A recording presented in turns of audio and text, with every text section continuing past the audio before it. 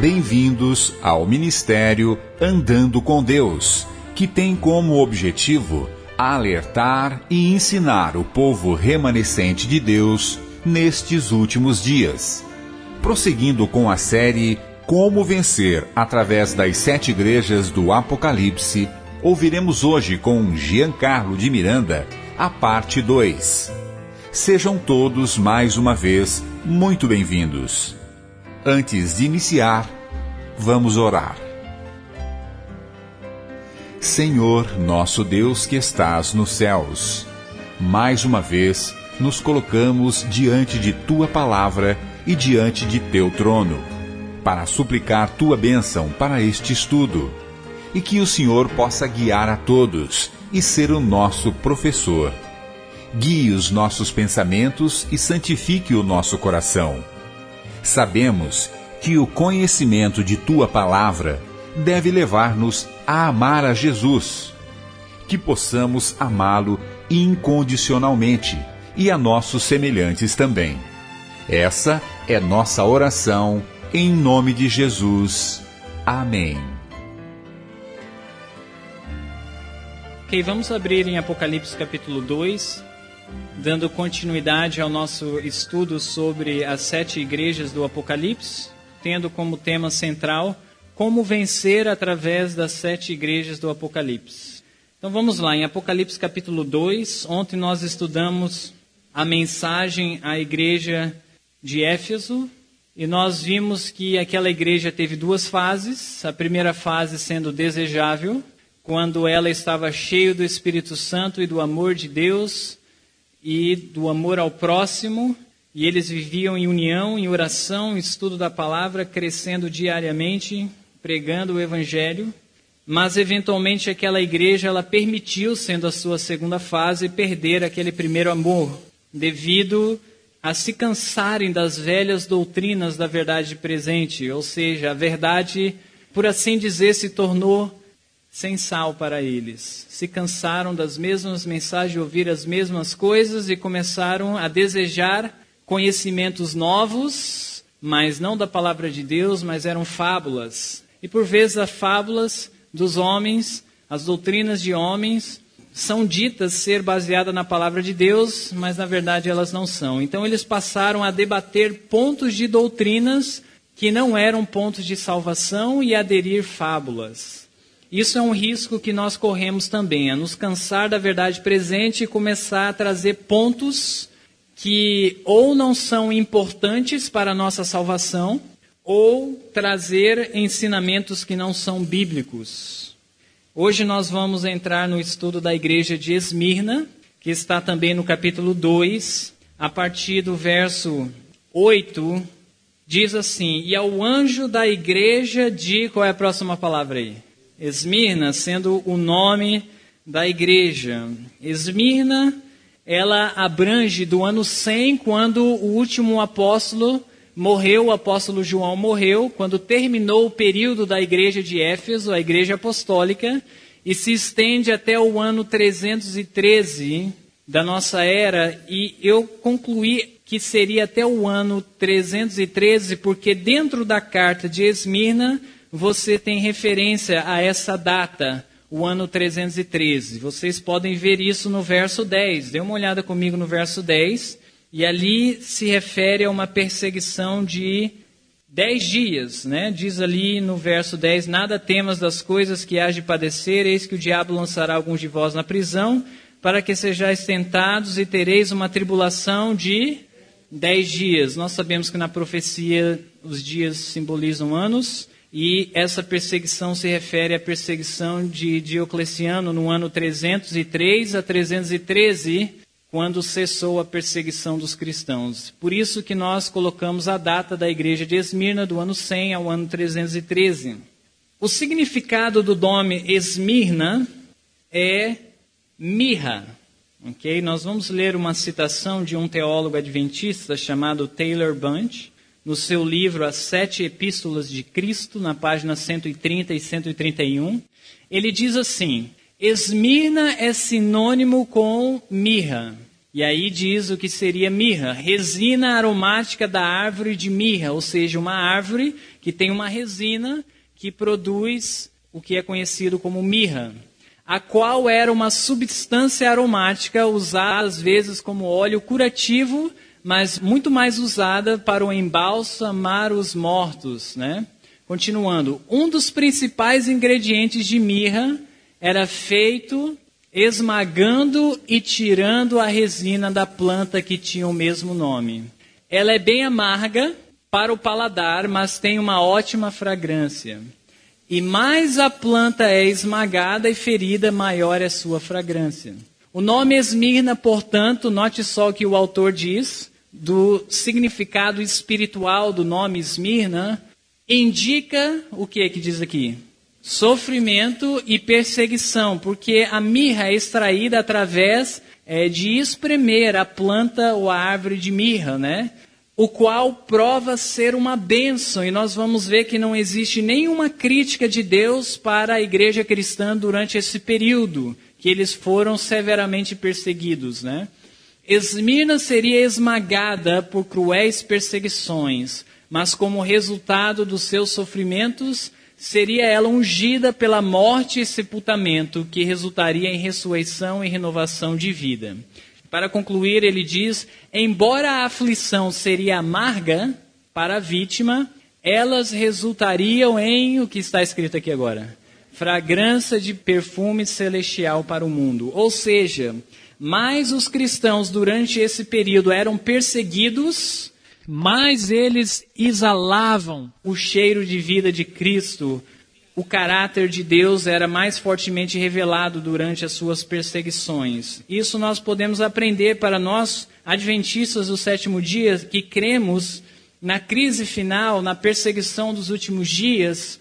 Cristo ele irá manifestar o seu caráter ainda de forma maior durante a perseguição, porque quando nós conseguimos revelar o caráter de Cristo, a paciência, a humildade, a mansidão, quando as coisas estão bem, isso não deveria, na verdade, ser um desafio para nós.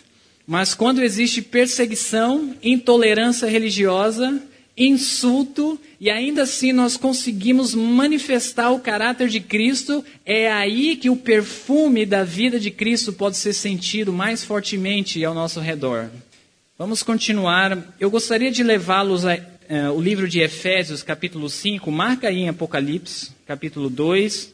Mas vamos agora ao livro de Efésios. No capítulo 5 e no verso 2, vai dizer de que forma Cristo conseguiu ser um cheiro de vida, uma fragrância agradável a Deus, a qual a igreja de Esmirna, os cristãos naquela época, conseguiram também. Ali diz assim: e andai em amor, como também Cristo vos amou. De que forma que Cristo nos amou? E se entregou a si mesmo por nós, pelo seu próximo, em oferta e sacrifício a Deus. E o que diz no restante do verso? Em cheiro suave, ou aroma suave. De que forma Cristo conseguiu ser um cheiro suave, um aroma suave para o mundo? Quando ele estava disposto a dar a sua vida para a salvação do seu próximo.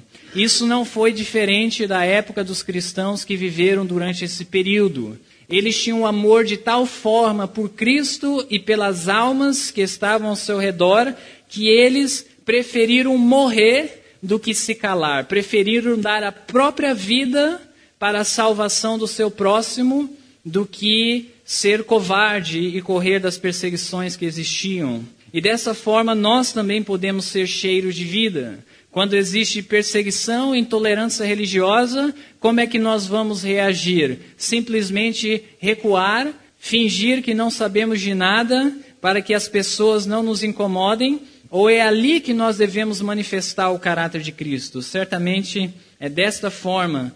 Com perseguição, com intolerância, é que o caráter de Cristo é mais fortemente revelado. Também no livro de 2 Coríntios, vamos abrir lá em 2 Coríntios, mantenha aí aberto em Apocalipse capítulo 2. Em 2 Coríntios, no capítulo 2, do verso 15 ao 16, ainda falando sobre cheiro suave, para Deus, que é o sentido da palavra Esmirna, diz assim em 2 Coríntios 2, de 15 a 16, porque para Deus somos, o que nós somos para Deus? O bom perfume de Cristo. Assim como nós usamos um perfume e aquelas pessoas que estão ao nosso redor conseguem sentir, o cristão deveria ser dessa forma. Onde ele passa, ele traz aquela atmosfera celestial, aquela paz celestial. Esse é o aroma de Cristo, a humildade de Cristo. Continuando a passagem. Nos que se salvam e nos que se perdem. Para estes, os que se perdem, certamente cheiro de morte para a morte. Ou seja, a vida do crente, ele testifica contra a vida do ímpio. E é uma forma de testemunho que o ímpio não estará isento no dia do juízo, né? Continuando o verso, mas para aqueles que recebem a mensagem, cheiro de vida para a vida. E para essas coisas, quem é idôneo? Então que nós possamos, assim como a igreja de Esmirna, sempre exalar a fragrância de Cristo Jesus em nossas vidas. Agora, o que vocês acham, voltando ao Apocalipse capítulo 2... A igreja de Esmirna, ela atendeu à repreensão que foi dada à igreja apostólica de voltar para o seu primeiro amor, sim ou não? O que vocês acham? A igreja de Esmirna tem amor, o amor de Cristo no coração ou não?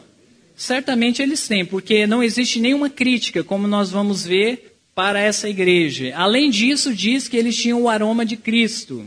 Okay? Então, certamente, aqui está uma fase da igreja cristã que atendeu à repreensão dada à fase anterior da igreja, que eles voltassem ao seu primeiro amor. A igreja de Esmirna voltou para o primeiro amor. E aí, dê uma olhada comigo no verso 9. Conheço as tuas obras e... Qual é a próxima palavra?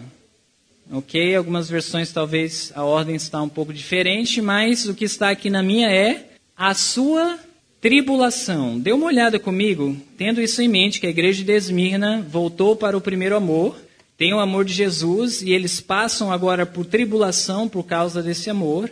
Venha comigo no livro de Tiago, capítulo 1. Tiago, capítulo 1, do verso 2 a 4. Diz assim: meus irmãos, tende grande gozo quando cairdes em várias tentações ou tribulações, sabendo que a prova da vossa fé opera o que em nós? A paciência. Tenha, porém, a paciência sua obra de que forma? Perfeita, para que sejais perfeitos e completos, sem faltar em coisa alguma. Então, a epístola de Tiago diz que através das tribulações e tentações que o crente ele passa, ele vai conseguir desenvolver paciência e através da paciência ele vai conseguir desenvolver uma fé completa e perfeita em Cristo Jesus, sem nenhuma falta. E é exatamente a característica da igreja de Esmirna. Tem o amor de Cristo, passa por perseguição e Cristo não dá nenhuma crítica a essa igreja. Isso me faz entender que a perseguição, na verdade, é uma bênção para o cristão. E eu sei que alguns de vocês podem passar por perseguição em suas igrejas locais por crerem na vitória sobre o pecado e nas reformas e realmente, na verdade, adventista da forma que ela é. Mas eu digo para vocês que não é nada que está para vir sobre o povo adventista. Alguns já se abalam com tão pouca coisa. Talvez críticas, talvez difamações, mal entendimentos, e já perdemos a paciência, e já tememos, recuamos na nossa fé. Mas a verdade é que o que está acontecendo dentro da verdade presente hoje, dentro do adventismo hoje, esses dois braços, ou esses dois ramos que está dentro do adventismo hoje, uns pregando a nova teologia, outros pregando a verdade presente, e ali existe uma tensão entre os dois grupos dentro do adventismo, não é nada que está para vir sobre a igreja de Deus nesses últimos dias. Se nós não conseguimos resistir isso, certamente não resistiremos o que está para vir. Isso é, na verdade, simplesmente um teste, uma pequena prova para ver se nós estamos preparados para as coisas maiores, né? Volta comigo em Apocalipse 2 e veja o verso 8. Ontem eu mencionei que Cristo ele sempre se apresenta à sua igreja de acordo com a necessidade da igreja. Esta igreja está passando por perseguição, tribulação e passando por martírio. Olha como Cristo se apresenta à igreja no verso 8. E o anjo da igreja em Esmirna escreve: isto diz o primeiro e o último. Note o que ele diz agora: que foi morto e reviveu. Por que será que Cristo se apresenta como sendo aquele que foi morto e reviveu? O que a igreja está mais necessitando durante esse período de perseguição e martírio? Da promessa da ressurreição. Cristo está dizendo para eles: escute, eu sou a ressurreição, eu sou aquele que estive morto e reviveu. Em outras palavras, ainda que você também venha a ser morto, você será reavivado. Veja só no verso 11, a promessa final para a igreja de Esmirna. E tem a ver também com ressurreição. Diz assim, ó: quem tem ouvidos, ouça o que o Espírito diz às igrejas. O que vencer não receberá o quê? O dano da segunda morte. Eles estão recebendo o dano da primeira morte. Mas Cristo garante para eles que ainda que eles percam a vida por amor à verdade, eles ainda têm a esperança da vida eterna, de não passar pela segunda morte, né? Então observem esses detalhes nas igrejas, nas cartas das igrejas, que Cristo ele se relaciona com a sua igreja de acordo com a sua maior necessidade. E como nós vimos aqui, seria a de ressurreição. No verso 9, diz assim, novamente lendo o verso 9: conheço as tuas obras e tribulação. Eu vou ler uma passagem que está no comentário bíblico adventista. Diz assim: o imperador romano Trajano, e aqui diz a época que ele esteve em poder, do ano 98 a 117, okay? Justamente no findar da igreja de Éfeso e no início da igreja de Esmirna, formulou e aprovou o primeiro dossiê oficial romano contra o cristianismo. Trajano definiu um procedimento para lidar com cristãos, os quais eram naquela época uma sociedade religiosa. De que forma era o cristianismo considerado? Ilegal, né?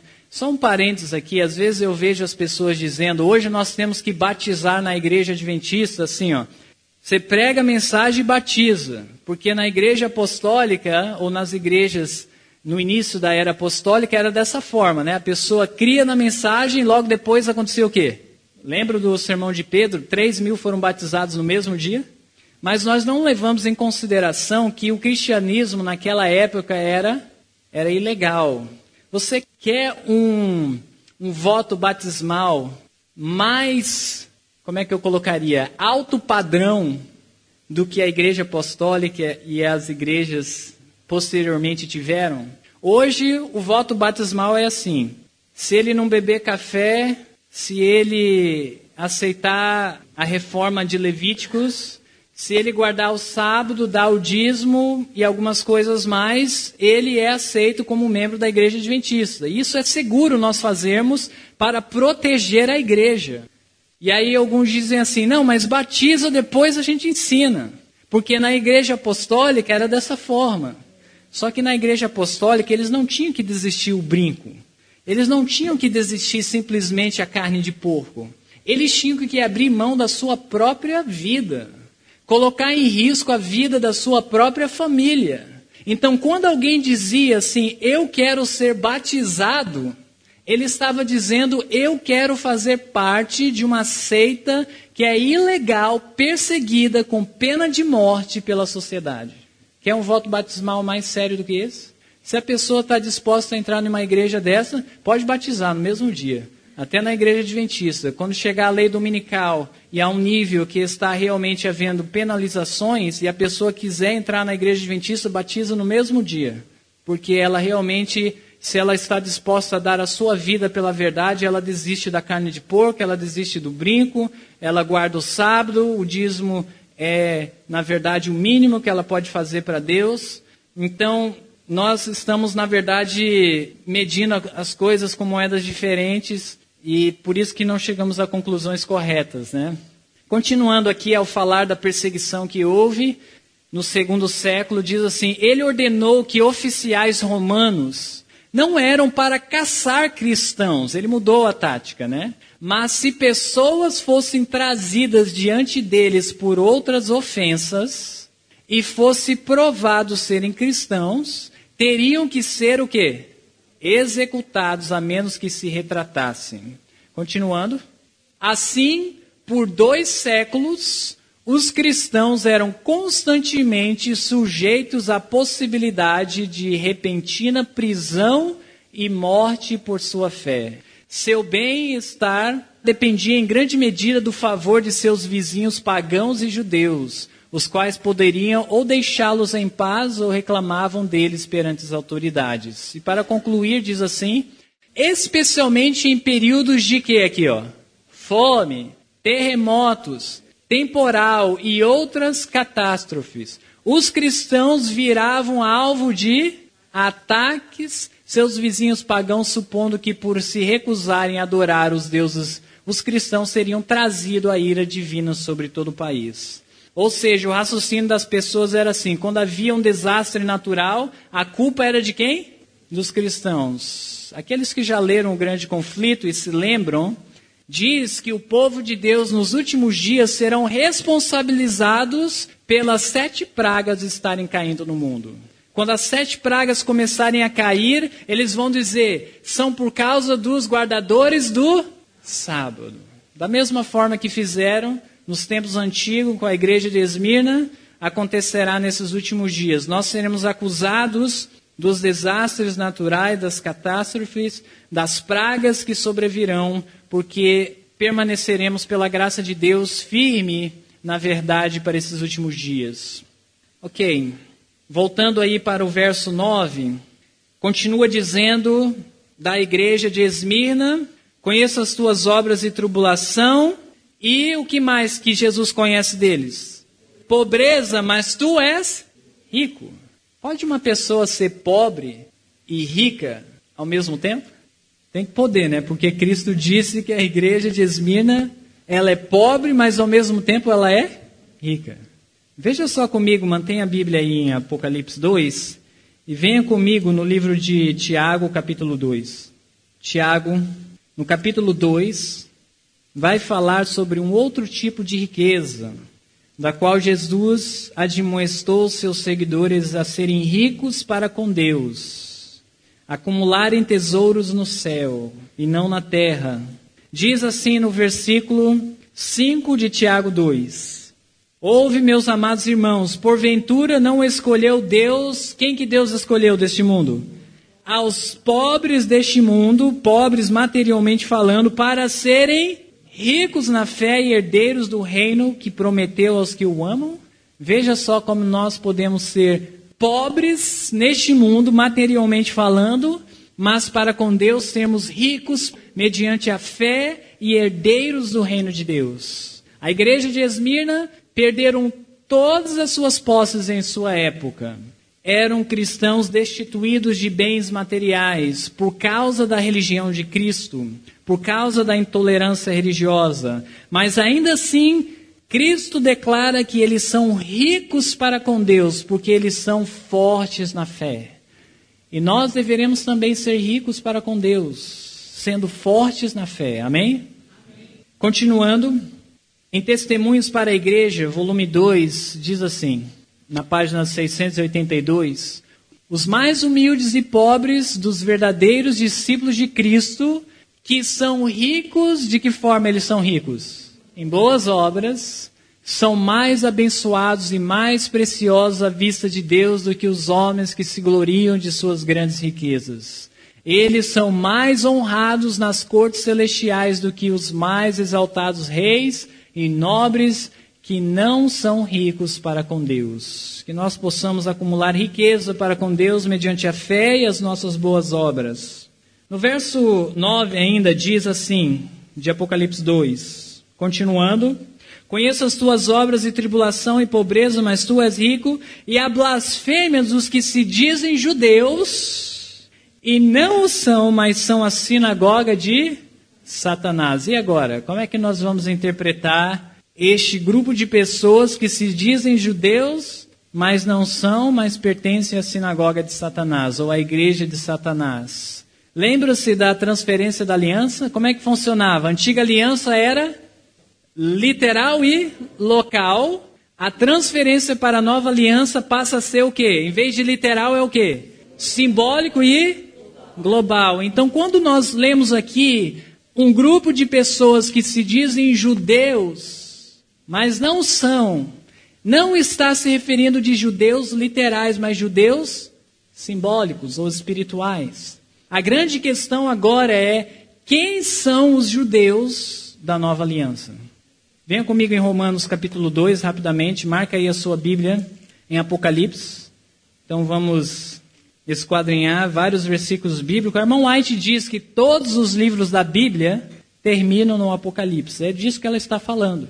Que todos os outros livros da Bíblia contribuem para a interpretação do Apocalipse. Por isso que eu estou indo em Romanos para interpretar o Apocalipse. Diz assim em Romanos capítulo 2, no verso 28, ao falar do judeu da nova aliança, o judeu espiritual e simbólico, porque não é judeu o que é exteriormente ou literalmente, não é esse o judeu que Deus agora está considerando. Olha o verso 29, quem é o judeu? Mas é judeu o que é no interior, aquele que é convertido no seu interior. Veja o livro de Gálatas, ainda trazendo o mesmo pensamento sobre o judeu da nova aliança. Vamos ao livro de Gálatas, no capítulo 3, a partir do verso 26. Gálatas 3, começando no verso 26, diz: porque todos sois filhos de Deus. De que forma nós somos filhos de Deus aí? Pela fé em Cristo Jesus. Verso 28. Nisto não há judeu nem grego, não há servo nem livre, não há macho nem fêmea, porque todos vós sois um em Cristo Jesus, referindo-se à salvação pela fé. E se sois de Cristo, mediante a fé, como nós vimos, então sois descendência de quem nós somos descendentes? Abraão. Você sabia que você poderia ser um descendente de Abraão? Ainda não tendo sangue e carne da descendência de Abraão? De que forma nós podemos ser filhos de Abraão? Literalmente ou espiritualmente? Espiritualmente, mediante a fé. Então, estes de Apocalipse 2, que se dizem judeus, eles se dizem o quê? Ok? Filhos de Abraão, como é que nós chamamos hoje os descendentes de Abraão pela fé? Cristãos. Os que se dizem judeus são os que se dizem cristãos, mas na realidade eles não são.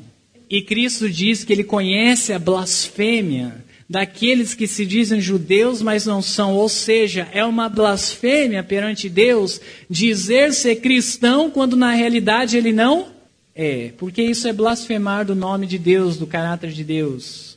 Professarmos ser filhos do reino e vivermos como mundanos. E era o caso dessas pessoas. Então, dentro da igreja cristã, ou seja, na era da igreja de Esmirna, havia um grupo de pessoas que se diziam cristãos, mas na realidade eles pertenciam à igreja de Satanás. Falsos cristãos, o joio e o trigo, que vocês já ouviram bastante na parábola de Jesus. Isso é uma realidade. O Espírito de profecia diz que o joio e o trigo crescerão juntos até a colheita. Olha só o que fala. Na verdade, eu deveria ler uma passagem antes, que está também no Espírito de profecia. Diz assim, referente à sinagoga de Satanás. Satanás tem uma grande confederação, que é sua igreja, ou a sinagoga de Satanás. Cristo a denomina sinagoga de Satanás, porque seus membros, veja a característica dos membros da sinagoga de Satanás, os que se dizem cristãos, mas não são filhos do pecado, escravizados pelo pecado, vivem na prática do pecado. Os membros da igreja de Satanás têm estado sempre a trabalhar para inutilizar a lei divina, ou seja, eles sempre trabalham para dizer que estamos isentos de guardar os mandamentos de Deus. Essa é a igreja de Satanás, a sinagoga de Satanás, dos que se dizem cristãos, mas não são. No verso 10, veja só, vou precisar do raciocínio de vocês aqui agora. Diz assim, nada temas, Porque nós não devemos temer aqueles que podem matar a carne e o sangue, mas não podem matar a alma, né? Nada temas das coisas que hás de padecer, das perseguições. E aí continua. Eis que qual é a próxima palavra? Diabo lançará alguns de vós na prisão. E aí? Como é que nós vamos interpretar isso daí? Quem gostaria de contribuir aí? Quem seria esse diabo aí? Ok? Vamos lá. Então, esse diabo aí nós vamos interpretar literal ou simbólico? Ok? Ok, nós sabemos que estamos lidando aqui com um símbolo. Dentro do contexto, raciocinem comigo. Onde é que você viu este personagem denominado no verso 10, diabo? Ok, no verso 9. Diz a sinagoga de Satanás. E Satanás é um outro nome para diabo. Portanto, o diabo do verso 10 é, na verdade, a mesma coisa que Satanás no verso 9. E quem é Satanás no verso 9? Aqueles que se dizem judeus, mas não são. Os que se dizem cristãos e não são. Aqui diz no verso 10 que estes que se dizem ser cristãos e não são, eis que o diabo, esses falsos cristãos, lançará alguns de vós na prisão. Agora, por que será que estes falsos cristãos foram chamados de diabo, de acordo com a descrição profética aqui? Eu quero que vocês vejam no livro de João, capítulo 6. Vamos abrir lá a nossa Bíblia em João, capítulo 6, porque Jesus chamou um de seus discípulos de diabo. E eu quero que vocês vejam o porquê que Jesus chamou um dos membros de sua igreja de diabo. João, capítulo 6, no verso 70 e no verso 71. Tendo em mente que todos os livros terminam no livro de Apocalipse, então vamos tentar extrair a interpretação daquela palavra diabo aqui de João 6, versos 70 e 71. Verso 70, respondeu-lhe Jesus, não vos escolhi a vós os 12? E um de vós é um diabo. Verso 71, isto dizia ele de Judas Iscariotes, filho de Simão, porque este o havia de fazer o quê? Entregar, traí-lo, sendo um dos 12. Por que então que Judas foi chamado de diabo? Porque ele iria trair e entregar Jesus para as autoridades humanas. Então, quando nós voltamos a Apocalipse capítulo 2 e vemos que o diabo lançará alguns de vós na prisão, são falsos cristãos que irão entregar os seus irmãos para as autoridades terrestres. Estão conseguindo acompanhar, sim ou não? Ok. Faz sentido essas coisas? Ok, vamos continuar então. Então nós interpretamos quem são aqueles que se dizem judeus, mas não são. São a sinagoga de Satanás e o diabo que trairão os seus irmãos e lançarão alguns na prisão, né? Ou seja, eles não lançarão seus irmãos na prisão literalmente, mas através da traição que eles farão isso. E não será diferente nos últimos dias também, segundo o que Cristo falou referente aos últimos dias, que muitos trairão uns aos outros, né? Além da perseguição externa que eles sofriam, da traição externa que eles sofriam, das acusações externas, eles ainda assim sofreram perseguição interna daqueles que se diziam judeus, cristãos, mas não eram, né? Talvez aprofundar mais na história durante esse período possa realmente testificar o que a Bíblia profetizou em relação a esse período. Existia oposição tanto externa quanto interna, como nós vimos descrito. E a verdade é que essa sinagoga de Satanás aqui, nada mais é que o fruto dos nicolaítas. Lembra dos nicolaítas na igreja de Éfeso? O que aconteceu? Eles semearam a doutrina de transformar a graça de Deus em lascívia, e agora nós vemos na igreja de Esmirna uma sinagoga de Satanás. E nós vamos ver que a semente plantada pelos nicolaítas, ela cresceu de tal forma que deu origem ao papado, como nós vamos ver aqui nas cartas das igrejas, né? Ok.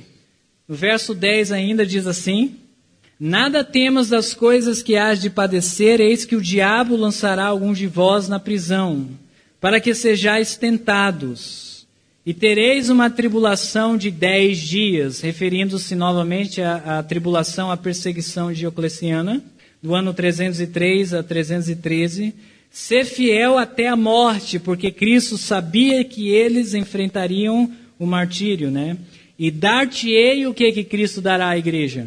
A coroa da vida, 3 promessas em relação à vida eterna, né? A ressurreição. No Testemunhos para a Igreja, no volume 5, na página 53, diz assim: os que preferem antes morrer a fazer o quê? A praticar um ato errôneo, são os únicos que serão achados fiéis. Foi por isso que a igreja de Esmirna foi achada fiel, porque eles estavam dispostos a morrer do que pecar.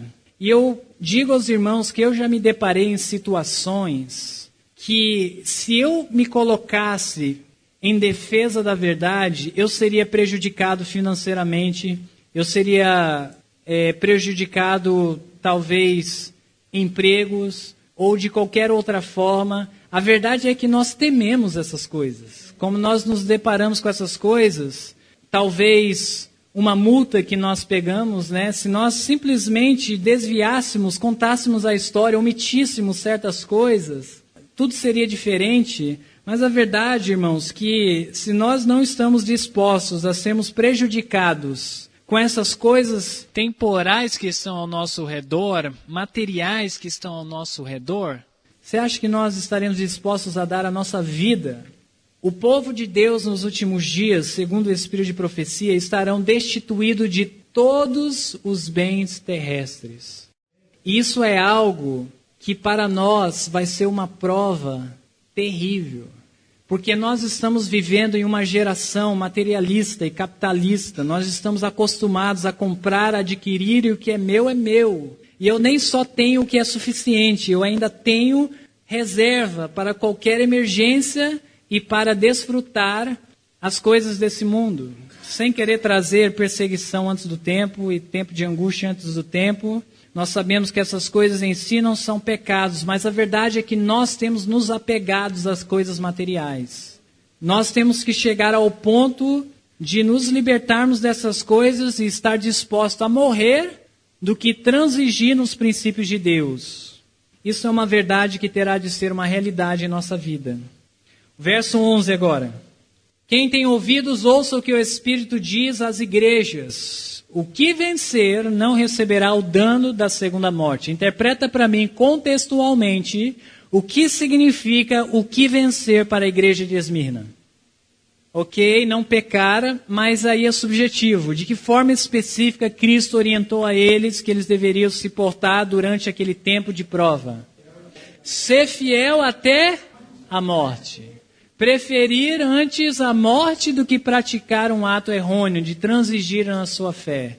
Para a igreja de Esmirna, o que vencer significa isto. Está diante da morte, mas ainda assim não transigir na fé. Amém? Que a graça de Cristo possa entrar no nosso coração nesse exato momento, para que nós tenhamos essa postura em tempos de prova.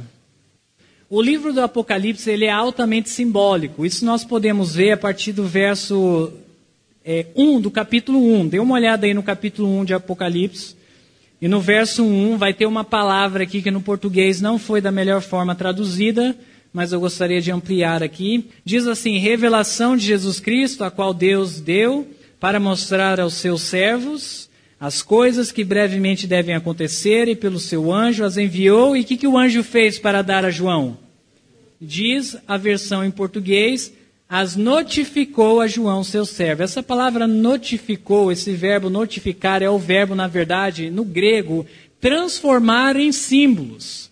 Então, quando o anjo foi dar a mensagem do Apocalipse para João, antes de dar a mensagem, ele transformou a mensagem em símbolos. Ok? Então, o livro do Apocalipse ele é altamente simbólico. No entanto, entre essas linguagens simbólicas existem linguagens literais. E agora cabe a nós, com a ajuda do Espírito Santo e da Palavra de Deus, distinguir o que seria literal e o que seria na verdade, uma linguagem simbólica. Então, quando eu vejo a tribulação de 10 dias, eu sei que a tribulação é literal. Ok? Agora, os dias, segundo a profecia, corresponde a ano. Então, eu sei que aquilo é simbólico. É o que Paulo diz, que nós devemos nos mostrar obreiros aprovados, corretamente dividindo a palavra de Deus, né? Então, eu poderia dar uma série de exemplos para vocês, que dentro do Apocalipse, dentro do mesmo contexto, existe linguagem literal e existe linguagem simbólica, ok? Apocalipse capítulo 2, agora a partir do verso 12. Vamos falar sobre a igreja de Pérgamos, que vai do ano 313, com o findar da época da igreja de Esmirna, quando houve o edito de Milão, por Constantino, para interromper aquela perseguição de 10 anos, que foi do ano 303 a 313. Então, com o encerramento daquela tribulação de 10 dias, encerra-se o período da igreja de Esmirna e começa o período da igreja de Pérgamos. E vai até o ano 538, que é o ano que a igreja fiel vai para o deserto, uma linguagem profética. Nós vamos ver o significado de ir para o deserto. E começa também a supremacia papal. Okay? Então, novamente, a igreja de Pérgamos abrange esse período de tempo, de 313 a 538. Pérgamos também tem um significado que é exaltação ou elevação. Okay? São, de certa forma, sinônimos essas palavras. Exaltação ou elevação, e foi justamente o que aconteceu com a igreja cristã durante esse período. Ela foi exaltada, ela foi elevada ao trono do Império Romano, né? Vou ler uma citação do Grande Conflito, que fala sobre a exaltação do cristianismo e a unificação com o paganismo. Diz assim: o grande adversário se esforçou então por obter pelo artifício aquilo que não lograra alcançar de que forma que ele tentou que não conseguiu?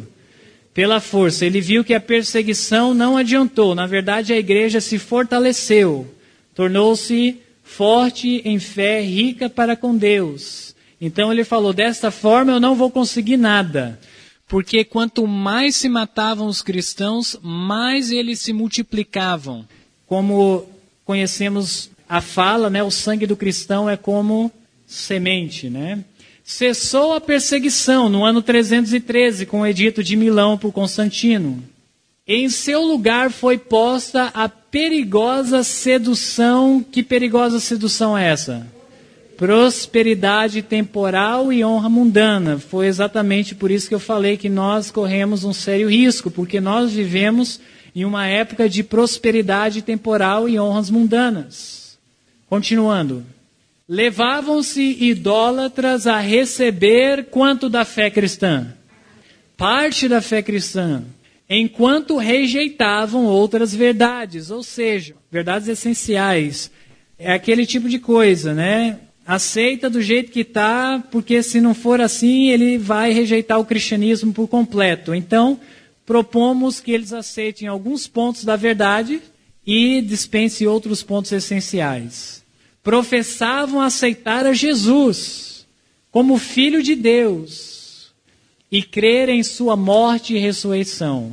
Mas não tinham a convicção do que esses novos conversos que estavam vindo ao cristianismo não tinham. Convicção ao pecado. E não sentiam necessidade de arrependimento ou de uma mudança de coração. Com algumas concessões de sua parte, propuseram que os cristãos fizessem o que os cristãos deveriam fazer. Outras também, ou seja, nós estamos transigindo, mas vocês também têm que transigir também para que nós possamos viver em harmonia.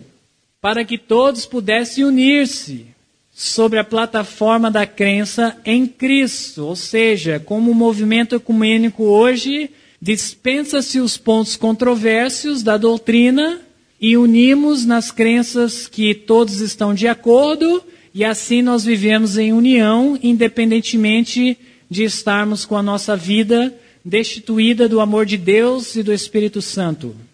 a história só se repete, na verdade, né? São coisas que nós estamos vendo acontecendo nos nossos dias. Continuando, a igreja, naquele tempo, encontrava-se em que tipo de perigo, diz aqui?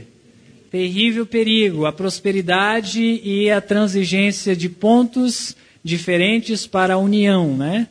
Prisão, tortura, fogo e espada eram bênçãos em comparação com isto, em comparação com essa união, né? Alguns dos cristãos permaneceram firmes. Quantos cristãos permaneceram firmes? Alguns, mesmo aqueles que tiveram permanecido firmes durante a perseguição, quando houve uma proposta de unificação, eles agora começaram a balançar. Você vê que perigoso é? Às vezes mais vale ser perseguido pela verdade do que, na verdade, transigir princípios e pontos essenciais da verdade para obter união. Nós acabamos perdendo a nossa convicção, né? Continuando.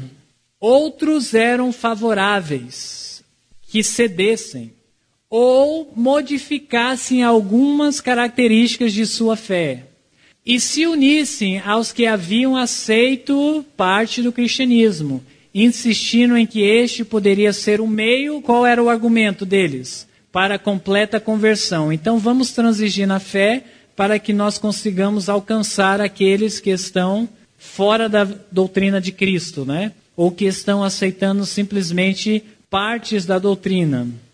A maioria dos cristãos, finalmente, o que eles fizeram? Consentiu. Foi dessa forma que Satanás conseguiu prosperar. Embaixar a norma para ver a unificação. Formando-se uma união entre o cristianismo e o paganismo. Posto que os adoradores de ídolos professavam estar convertidos e unidos à igreja cristã.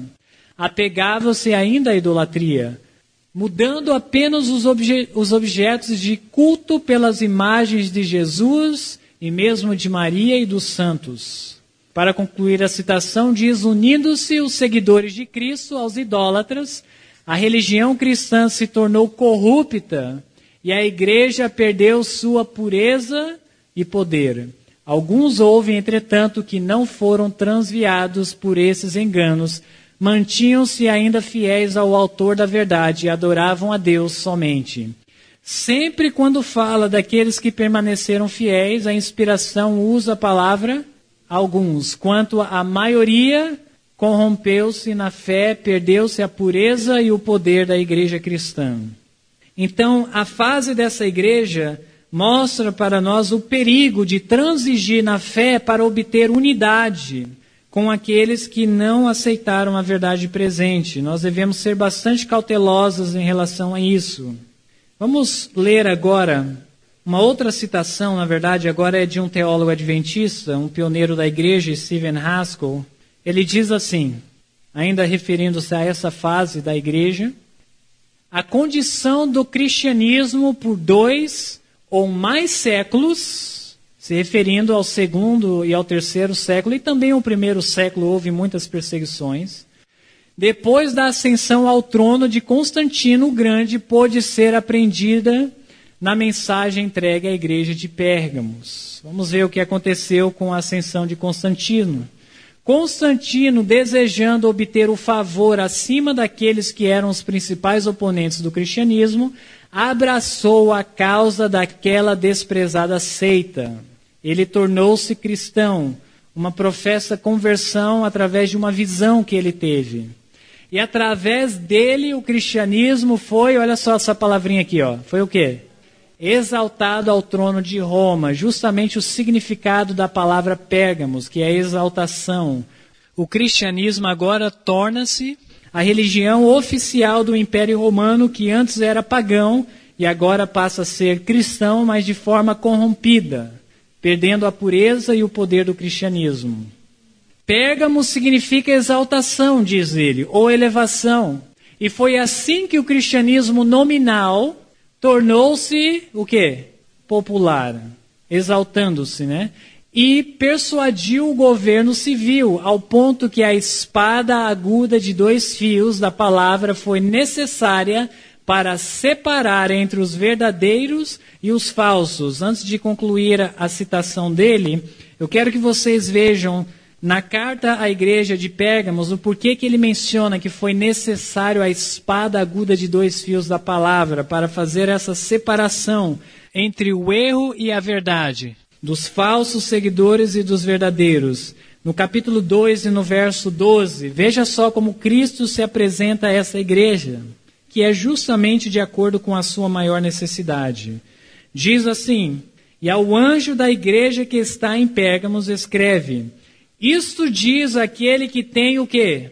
A espada aguda de 2 fios. Jesus Cristo se apresenta a essa igreja que estava passando por um processo de apostasia, de falsas doutrinas, como sendo a espada aguda de 2 fios. O significado de espada na palavra de Deus, vocês podem ver comigo no livro de Efésios, capítulo 6, e o verso 17, para entendermos o significado de espada na profecia. Tomai também o capacete da salvação e a espada do Espírito, que é o que é a espada aí?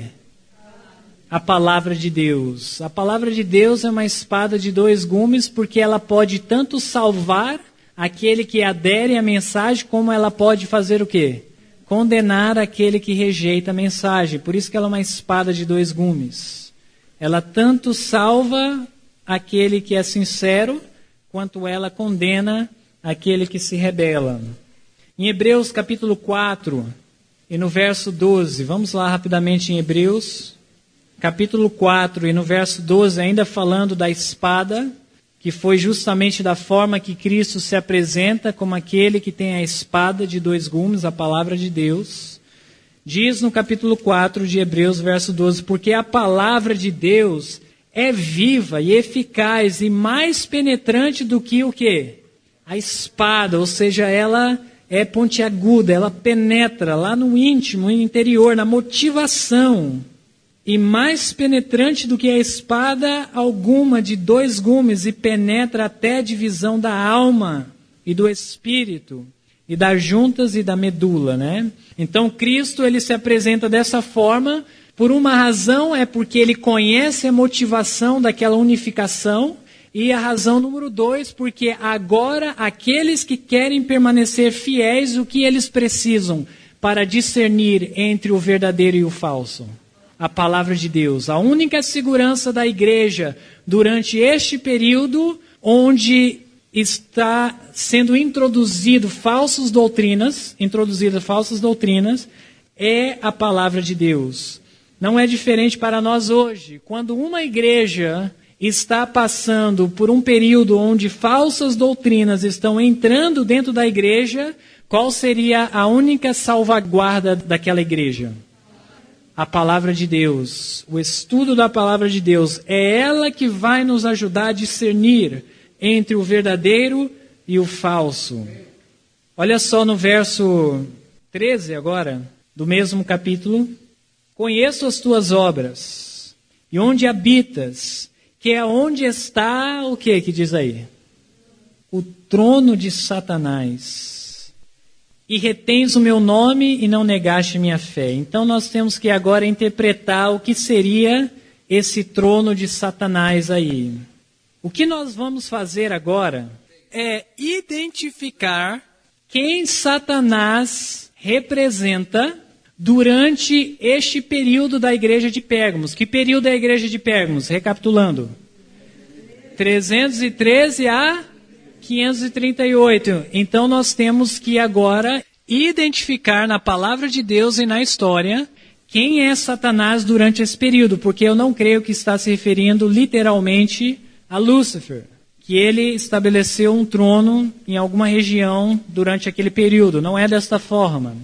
Como é que nós vamos descobrir quem Satanás era durante este período?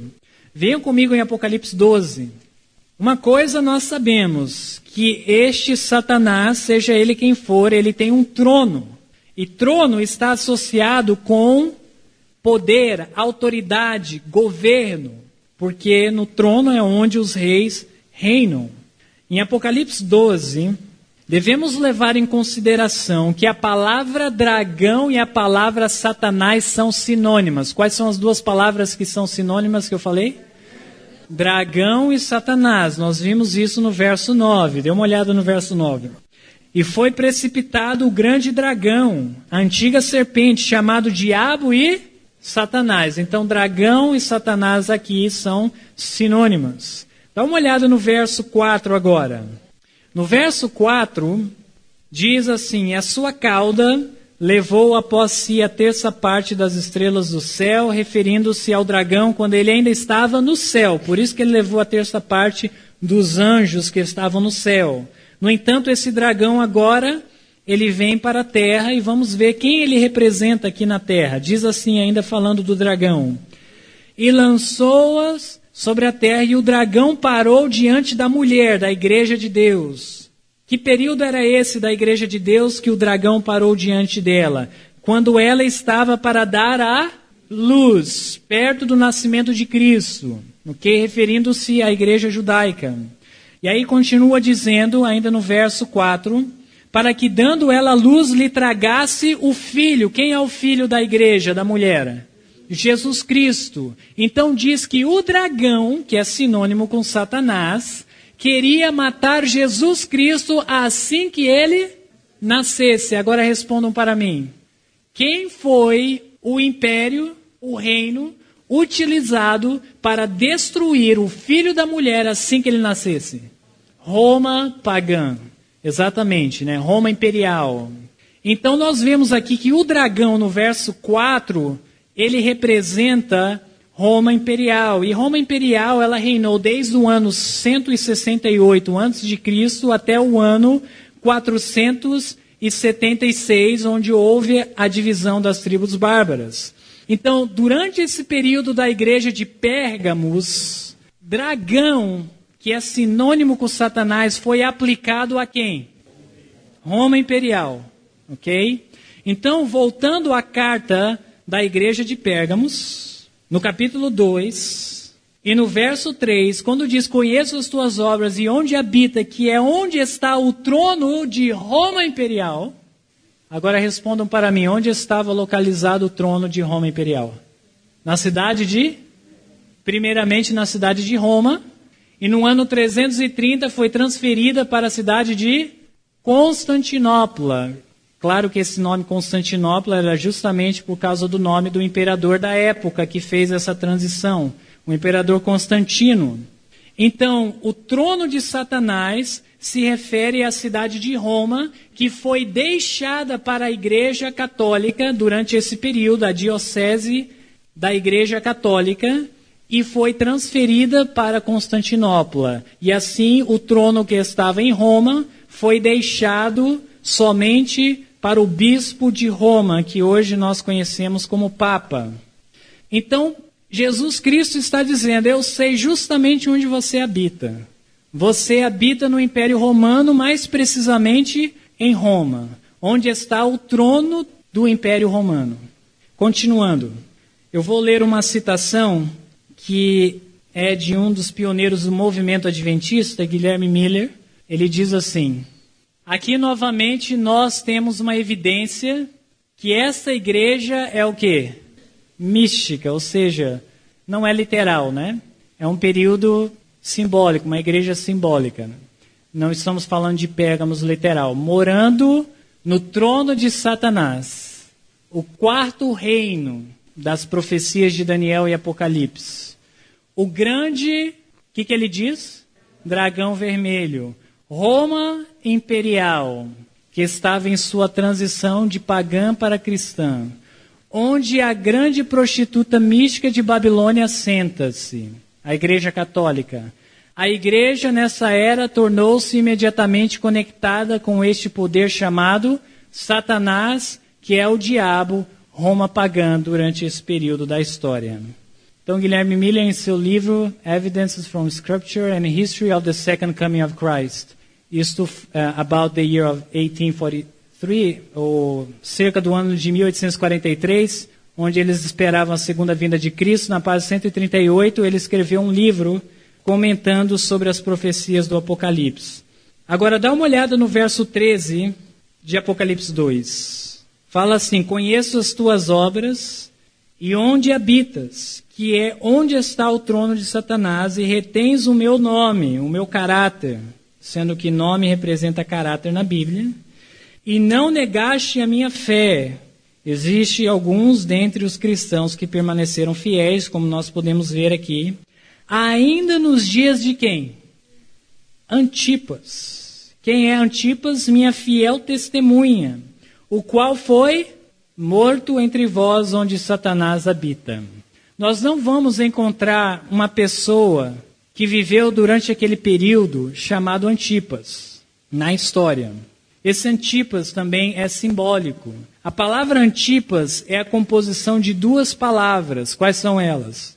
Anti e paz, que vem da palavra contra, anti, paz, da palavra pai.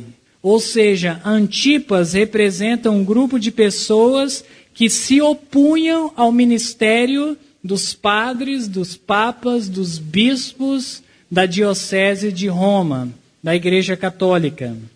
E diz que eles foram mortos, se tornaram mártires por causa dessa oposição que eles fizeram contra o ministério dos padres e papas e bispos. Continuando, o verso 14 agora diz assim: mas algumas poucas coisas tenho contra ti, porque tens lá os que seguem a doutrina de Balaão. Qual é a doutrina de Balaão? Qual ensinava Balaque a lançar tropeços diante dos filhos de Israel, para que comessem do sacrifício da idolatria e fornicação. Então nós estamos vendo aqui dois personagens, e nós vamos ter que interpretar de forma simbólica. Quem era Balaão? Vocês se lembram? Ok, era um profeta que primeiramente era de Deus e que mais tarde se apostatou. Okay? Então Balaão, ele representa uma entidade religiosa. Agora, quem era Balaque?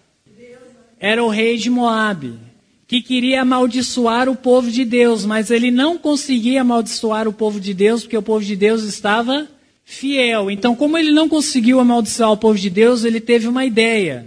Ele disse assim: sabe de uma coisa?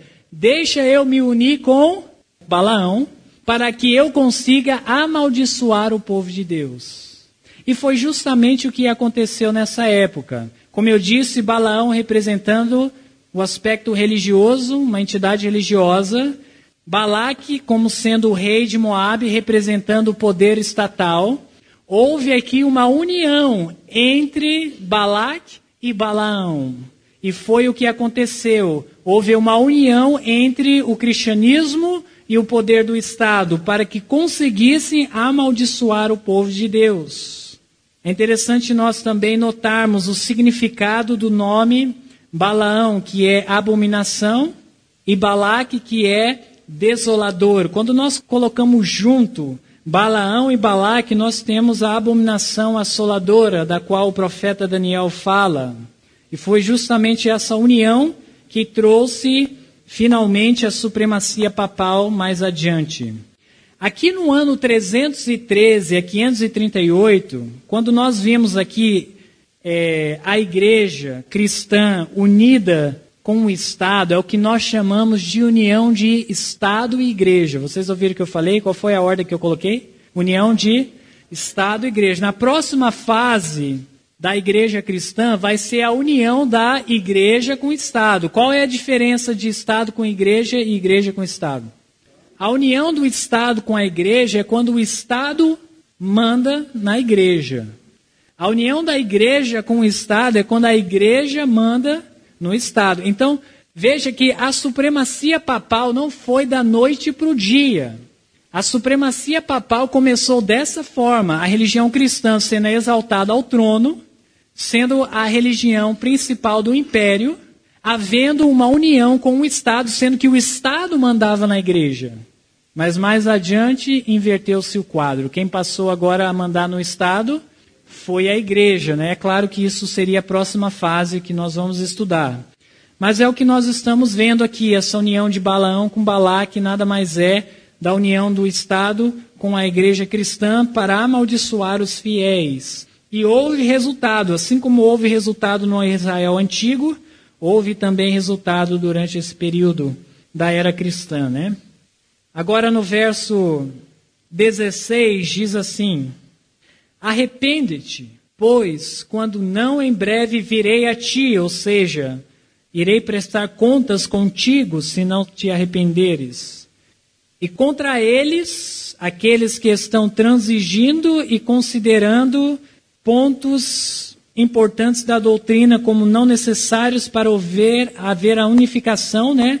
Ele diz: e contra eles batalharei com a espada da minha boca, com a palavra de Deus, que é o padrão do juízo investigativo de Deus contra aqueles que se rebelaram. O espírito de profecia diz assim no Grande Conflito, na página 45. Depois de longo e tenaz conflito, os poucos fiéis, quantos fiéis? Okay, sempre ela usa alguns ou poucos. Decidiram-se a dissolver toda a união com a igreja apóstata. Viram que não tem jeito de unificar o paganismo com o cristianismo, caso ela ainda recusasse libertar-se da falsidade e idolatria. Viram que a separação era uma necessidade absoluta se desejavam obedecer à palavra de Deus. Não ousavam tolerar erros fatais. Olha só quão importante isso para nós. Não devemos transigir ou tolerar que tipo de erros? Pontos de salvação. E eu digo para vocês, irmãos, o que o IESH tem trazido e outros ministérios de sustento próprio e mesmo pregadores da igreja que pregam a verdade presente, quando eu digo da igreja denominacional, são pontos de salvação. Nós não devemos abrir mão para obter uma união simplesmente pela comodidade ou pela aceitação para cessar a discriminação. Diz assim: não ousavam tolerar erros fatais à sua própria alma e dar exemplo que pusesse em perigo a fé de seus filhos e netos, para assegurar o quê? A paz e a unidade. Estavam prontos a fazer qualquer concessão coerente com o quê? A fidelidade para com Deus. Se realmente não é um ponto de salvação, não venha a quebrar os princípios da palavra de Deus, estamos prontos a transigir esses pontos. Não devemos agora, em qualquer ponto, estar sempre pronto a batalhar. Vamos estudar sobre Daniel capítulo 8. Um diz que o contínuo é o paganismo, outro diz que o contínuo é o ministério de Cristo. Se vocês concluírem a coisa certa nas 2.300 tardes e manhãs, para mim, você crê o que você quiser sobre o contínuo, ainda que seja divergente do que eu creio, porque o contínuo não é ponto de salvação, que isso não vai alterar o meu relacionamento com Deus. E outros pontos mais. Se você acredita que você só pode orar de joelho e não existe nenhuma concessão, embora o espírito de profecia mostre concessões, e mesmo ela, em um dos encontros, ela pede para a congregação não se ajoelhar devido às circunstâncias que havia, um aperto, uma aglomeração de pessoas. No caso de Neemias, que também orou em pé na presença do rei, tem gente que não abre, mas eu abriria concessões normalmente porque eu sei que isso vai ofender mais do que ajudar os irmãos. Eu, quando pedem para eu orar, eu olho ajoelhado, na minha casa eu olho ajoelhado, mas tem pessoas que não oram nem mesmo no carro, porque eles estão sentados. Isso traz mais opróbrio do que, na verdade, honra ao nome de Cristo. E isso pode causar uma dissensão que não é necessária. Mas quando se trata de pontos de salvação, nós não devemos abrir mão para haver unidade, harmonia. Continua dizendo: mas acharam que mesmo a paz seria comprada demasiado caro com o sacrifício dos princípios. Se a unidade só se pudesse conseguir comprometendo a verdade e a justiça, olha só o que ele está dizendo, presta atenção. Se essa única forma de obter unidade, sacrificar a verdade e a justiça, seria preferível que prevalecessem as diferenças e as consequentes lutas. Ok, vamos continuar lendo no verso 17 agora. Para nós concluirmos o nosso estudo de hoje, vamos terminar no verso 17, diz: quem tem ouvidos, ouça o que o Espírito diz às igrejas. Ao que vencer, interpreta para mim ao que vencer para a igreja de Pérgamos. Não transigir nos pontos de salvação a despeito das perseguições, preconceitos e heresias que possam haver dentro do cristianismo. Isso significa o que vencer para a igreja de Pérgamos. Qual seria o nosso aliado para vencer? A palavra de Deus, a espada de dois gumes. Continua dizendo: ao que vencer darei a comer do maná escondido. Aqui tem duas interpretações. Nós sabemos que o maná representa o pão do céu, da qual Cristo oferece a nós através da sua palavra. E na sua palavra existe tesouros escondidos. O maná escondido é aquele que esquadrinha a palavra de Deus e encontra Jesus Cristo manifestada ou revelada na palavra de Deus, nos ensinamentos da Bíblia. Ele oferece o maná escondido, mas eu acredito que além disso, as promessas para as igrejas, elas serão cumpridas ou na vida futura, ou na próxima fase da igreja. Vocês entenderam o que eu falei? As promessas dadas às igrejas, elas se cumprirão ou na vida futura, na vida eterna, na glorificação em diante, ou elas serão cumpridas na próxima fase da igreja. E quando Cristo oferece o maná escondido para aqueles que vencerem, eu creio que o cumprimento desta promessa é justamente para a próxima fase da igreja. Sabe por quê?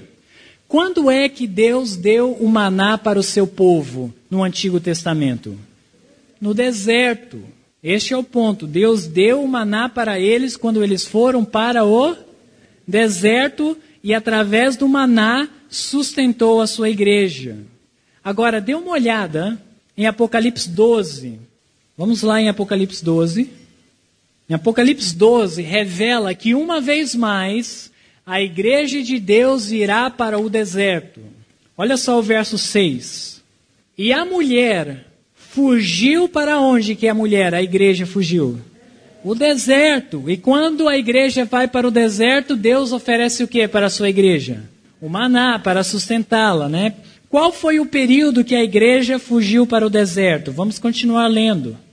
Diz na profecia: onde já tinha lugar preparado por Deus, para que ali fosse, qual é a próxima palavra? Alimentada. Qual é o alimento que Cristo ofereceria para a sua igreja? O maná escondido, que seria um símbolo do sustento de Deus para o seu povo neste período de perseguição. Que período é esse? Novamente, o verso 6 continua.